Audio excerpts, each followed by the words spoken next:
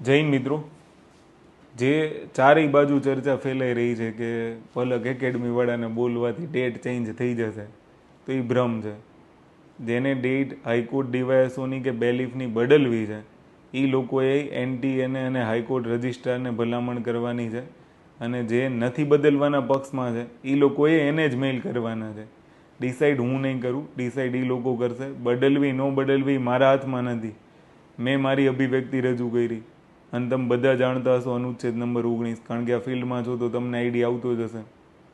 જે લોકોને સમસ્યા છે ને ડેટ ન બદલવાથી, એ લોકો એવું વિચારે છે કે ભાઈ ડેટ બદલવાથી ભરતી ટલ્લે ચડી જશે ને વોટ એવર, કે જે કંઈ પણ. અમુક લોકો કારણો લખે છે તો એને તો કારણ લખતા બી નથી આવડતું. સીસીઈની ભરતી ટલ્લે ચડવાનું કારણ કોઈ શિક્ષક હતો? સીસીઈની ભરતી ટલ્લે ચડવાનું કારણ કોઈ ઉમેદવાર હતું? નહીં. સીસીઈની ભરતી ટલ્લે ચડવાનું કારણ ટીસીએસ ખુદ છે. એણે પ્રશ્નો ખોટા આપ્યા, એણે પ્રશ્નોમાં વિદ્યાર્થીઓ જોડે અન્યાય કર્યો, એણે માર્કિંગ સિસ્ટમમાં અન્યાય કર્યો, એને કમ્પ્યુટર સિસ્ટમમાં છેડછાડ કરી, એટલે એને હાઈકોર્ટમાં જવું પડ્યું. અને ભરતી ડિલે થવાનું કારણ એ છે કે નહીં કોઈ ક્લાસીસ સંચાલક. અને રહી વાત આપણી હાઈકોર્ટ ડીવાયએસઓ અને બેલીફની, તમે એમ કહો છો કે સિલેબસ ચેન્જ જ નથી થયો, વોટ એવર, કાંઈ બદલાવ નથી, જે છે એ જ છે, 2-3 સબ્જેક્ટ કાઢી નાખો, તો તમે બે બાજુ બોલો છો. એક બાજુ તમે એવી મને કમેન્ટ કરો છો કે ભાઈ તારી બુક આમ થઈ ગઈ ને તેમ થઈ ગઈ, તો સિલેબસ ચેન્જ નથી થયો બુકમાં તમને પ્રોબ્લેમ શું છે? અને થર્ડ થિંગ કે કંઈ ચેન્જીસ જ નથી થયું તો એ બુક વાંચીને તમે એન્જોય કરો, અને તમે શું કામ મારી પાસે સુધારા માંગો કે વોટ એવર. તો જેમ અમે તમને એમ કહીએ છીએ કે ભાઈ આટલું કરીને આપશું કે ભાઈ જેણે બુક લીધી છે, ચાહે ઓફલાઈન લીધી હોય કે ઓનલાઈન લીધી હોય, એ તમામને અમારે ન્યાય આપવો પડે. તો અમે લોકો એની માટે પ્રયત્નશીલ છીએ ને કે ભાઈ અમે લોકો તમને જે ટોપિક નથી પૂછાવાના એ કાઢીને જે ટોપિક એડ થવાના છે ને એ ટોપિક સાથેની મોક ટેસ્ટ ઓનલાઈન આપવાના છે. તો હું એ જ કહું છું કે જે ટોપિક એડ થયા છે એ ટોપિક અગર 21 તારીખે તમને કોઈ બદલાવ આપે અને 11 તારીખે એક્ઝામ હોય ને, તો એ પ્રક્રિયાનો વિરોધ થવો જોઈએ. કારણ કે માની લો કે આવનારી હાઈકોર્ટ ડીવાયએસઓની બેલીફની વોટ એવર કોઈ ભરતી હોય, 1 મહિના પછી પરીક્ષા હોય, 20 દિવસ પછી પરીક્ષા હોય, અને 19 દિવસ પહેલાં તમને કોઈક એમ કહેશે કે આ પેપર આવું આવશે, તો ચાલશે? ત્યારે તમે ચલાવી લેશો? કમસે કમ પ્રક્રિયાનો વિરોધ કરતા તો શીખી જાઓ. જો આ વખતે તમે આને એક્સેપ્ટ કરી લો તો મને શું ઘસાઈ જવાનું? કશું જ નહીં ઘસે. અમે તો ત્યાં 2 ફોલ્ડર ડિલીટ મારી દઈએ અને 2 ફોલ્ડર એડ કરી દઈએ. ક્લાસીસ સંચાલકોના કહેવાથી કશું ન થાય. એક વસ્તુ ધ્યાન રાખજો, જે એક્ઝામ પ્રક્રિયામાં લેટ નિર્ણય આવે, તમારામાં દમ હોય તો એનટીએ સામે બોલો ને કે અત્યાર સુધી સ્પષ્ટતા કરવામાં ક્યાં ગયા હતા. એનટીએ સામે એવું બોલો ને કે આમાંથી તમે કેટલા માર્કનું મેથ્સ, રિઝનિંગ, એપ્ટિટ્યૂડ પૂછવાના છો, બોલો. જીકે કયા લેવલનું પૂછવાના છો, બોલો. વન લાઇનર પૂછવાના છો કે સેન્ટેન્સવાળું? અચ્છા, સેન્ટેન્સવાળું અગર જીકે હાઈકોર્ટ ડીવાયએસઓની અંદર પૂછવા બેસી જાય, એણે ભૂતકાળમાં લીધેલી હાઈકોર્ટની એક્ઝામો ચેક કરો. મેં આજે ટેલિગ્રામમાં 2 દાખલા મૂક્યા, જોઈ લેજો.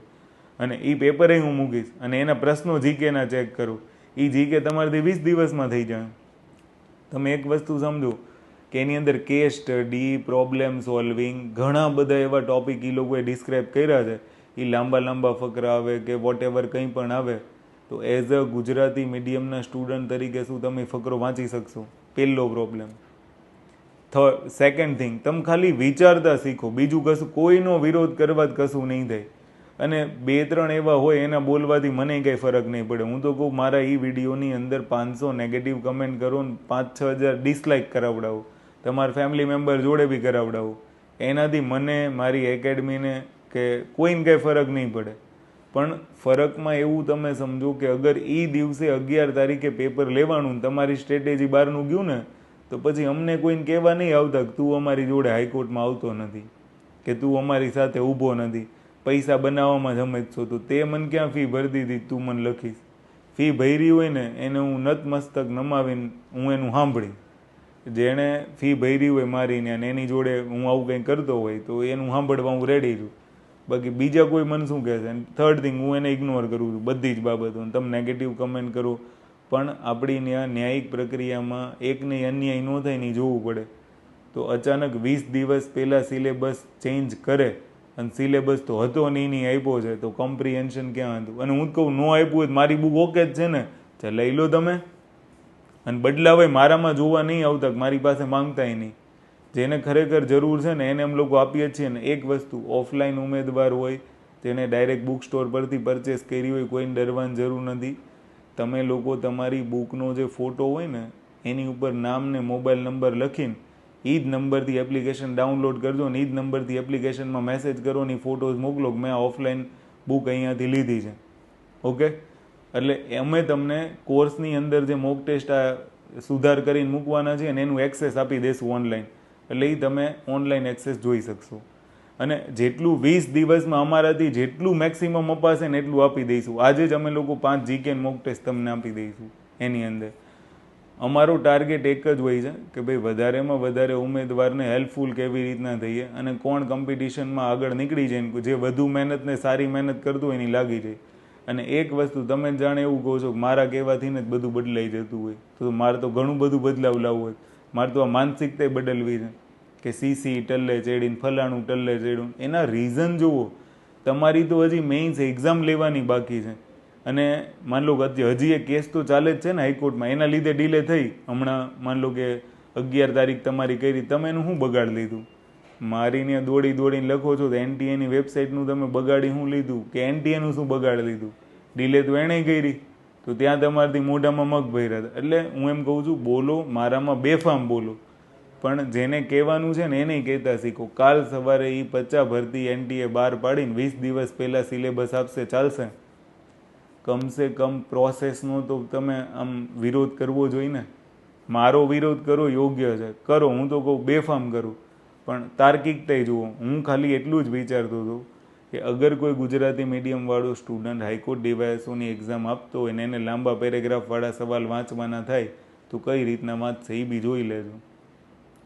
થર્ડ થિંગ કે જે સ્ટેટમેન્ટ અને કન્ક્લુઝનવાળા દાખલા છે ને, તો હમણાં રવિવારે જીપીએસસીનું પેપર ગયું છે બેલીફવાળા, એ પેપરના ગણિતના રિઝનિંગના આખા પોર્શનને સોલ્વ કરો. 25 પ્રશ્નોમાંથી તમારાથી ગુજરાતી મીડિયમમાં કેટલા સોલ્વ થાય છે એ બી જુઓ. તમારા સિલેબસમાં જે નીચે ડિસ્ક્રિપ્શન આપ્યું છે ને એ એવા પ્રકારના પ્રશ્નો પૂછાશે ને એવું આપ્યું છે, અને એ સેમ થિંગ તમે જીપીએસસીનો સિલેબસ ઉઠાવીને એની અંદર જોઈ શકો છો. એટલે અહીંયા મારો કોઈનાથી વિરોધ નથી, મારો કોઈને નુકસાન પહોંચાડવાનો ઈરાદો નથી, પણ એક વ્યક્તિને અન્યાય થતો હશે ને તો હું એના પક્ષમાં છું, ચાહે સામે આખી દુનિયા ઊભી હોય. બરાબર? અને એ તો હું તો રહીશ, તમે કંઈ મને રોકી નથી શકવાના. તું તારું કામ કર, બકવાસ ન કર, આ બધા શબ્દો ક્યારેક જે તમારી જોડે અન્યાય કરે છે એને કહો. અને સીસીની વાત રહી ને, તો સીસીવાળા બોલતા કાં નથી? હાલો એમાં તો હું અટકાવવા નથી આવ્યો ને, એમાં ટીસીએસે અટકાવ્યું, લખો એના પ્લેટફોર્મ ઉપર. સમજા કે નહીં? એમાં ગૌણ સેવાના પ્લેટફોર્મ ઉપર લખો. આ જ પ્રકારની બેફામ સ્પીચ ત્યાં લખવું જાઓ. તમે જે મને વોટ્સઅપ કરીને કહો છો, અને હું તો કહું હજી વોટ્સઅપ કરો, એ બાને તમે મારા સુધી ટચમાં તો આવશો કે નહીં, પલક એકેડમી જેવું કંઈક છે એમ. પણ હું એમ કહું છું, તમે તમારું રિઝલ્ટ એટલું જ ઝડપી લાવવું છે, સીસીબી વાળા ભેગા થઈને કરો જે કરવું હોય. બોલવાનું પ્લેટફોર્મ જ્યાં છે ને ત્યાં રજૂઆત કરવાથી મજા આવશે, અને બહુમતની જ જીત થાય. લોકશાહીની અંદર બહુમત જ જીતે, ચાહે એ ગમે એટલો ખોટો હોય કે સાચો હોય. ફોર એક્ઝામ્પલ, અત્યારે બહુમતી હશે તો તારીખ બદલશે, નહીં બહુમતી હોય તો નહીં બદલે, પણ એ નિર્ણય લોકતાંત્રિક રીતે છોડી દેવો જોઈએ.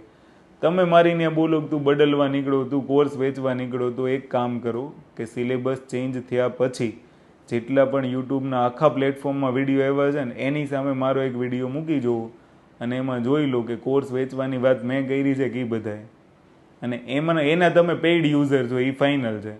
એ જે બણગા ફૂકે છે ને એમાં તમે હાયા કરો છો. અને એક વસ્તુ એ બી છે કે એને રાખ્યા હોય ન રાખ્યા હોય એ તો એક પ્રકારનું બ્લેમ નથી કરતું, પણ તમે એના ભાડુઆતી જો એ કન્ફર્મ છે, કોઈ ના હશો. અને થર્ડ થિંગ કે બનો, હું તો કહું ભાડુઆતી બનો, ઝંડા લઈને નીકળશો તો જ આ બૂઠા નેતાઓ જીતી જાય ને, નકર તો હારી ન જાય. પણ સવાલ એ છે કે એક જણાય નહીં અન્યાય ન થાય ને તો એ આપણો ભાઈ બહેન જ છે. પ્રતિજ્ઞા ભૂલી ગયા, ભારત મારો દેશ છે ને બધા ભારતીયો મારા ભાઈ બહેન છે, તો શું કામ તમારા નાના ભાઈઓ બહેનોનું ખોટ? તમે તૈયારી કરી શકો છો, તમારો આઈક્યુ લેવલ હાઈ છે, હું બધી જ વાતને એક્સેપ્ટ કરું છું, સમજ પડી, પણ પ્રક્રિયા ખોટી છે 20 દિવસ પહેલાં સિલેબસ આપવાની. સેકન્ડ થિંગ કે જે છોકરો ગણિત રિઝનિંગની અંદર નબળો હોય, લાઈક એને મતલબ ઓછી ખબર પડતી હોય, તો અચાનક તમે એને એમ કહો છો કે આટલો સિલેબસ દમ હોય તો પૂછાઈ જો. માન લો કે હાઈકોર્ટ ડીવાયએસઓ લઈએ તો હાઈકોર્ટ ડીવાયએસઓની અંદર પહેલું આવશે ઇંગ્લિશ, બીજું આવશે જીકે, ત્રીજું આવશે સીધું મેથ્સ રિઝનિંગ. હવે ઉપરનો પોર્શન 10-10 માર્કનો રાખ્યો, નીચેનો 80નો રાખ્યો ને, તો જેને ગણિત રિઝનિંગમાં તકલીફ થઈ છે ને એને પૂછજો કેટલી વિશે હો થાય. એટલે આવા 5-6 લોકોની સાથે તમે જોડાવ તો એની પહેલાં 500 વાર વિચારજો તમારી જોડે હું બનવાનું. અને મેં તમને એક એક્ઝામ્પલ આપ્યું કે જે સિલેબસ ડિસ્ક્રાઇબ કરીને આપ્યો છે એને તમે જીપીએસસી 1-2 સિલેબસ સાથે સરખાવો. હું એમ કહું છું સહેલું પેપર પૂછાય, તમારા લેવલનું પૂછાય, મને કોઈ પ્રોબ્લેમ નથી, પણ કદાચ આવું બની જાય ને તો 11 તારીખે તમારી પાસે કોઈ મોકો નહીં વધે. સમય વહી ગયા પછી તમે એમ કહેશો કે ઓલા સાહેબ જાય છે તું આવતો નથી, તે સાહેબે કશું નહીં કર્યું હોય. સમજી ગયા ને, અમારામાં એટલી તાકાત છે. અને આજકાલનું આ બધું નહીં, હે ને અમારે વર્ષો થઈ ગયા આમાં સુધારો લાવતા લાવતા. આ ફિલ્ડ તો હજી મેં હમણાં પકડી, બરોબર. એટલે કહેવાનો મિનિંગ એટલો જ છે, જે બી ડિસિઝન લો સાચા વેમાં લો, સત્યની સાથે ઓલવેઝ રહો, ચાહે એના પક્ષમાં એક વ્યક્તિ કેમ ન હોય.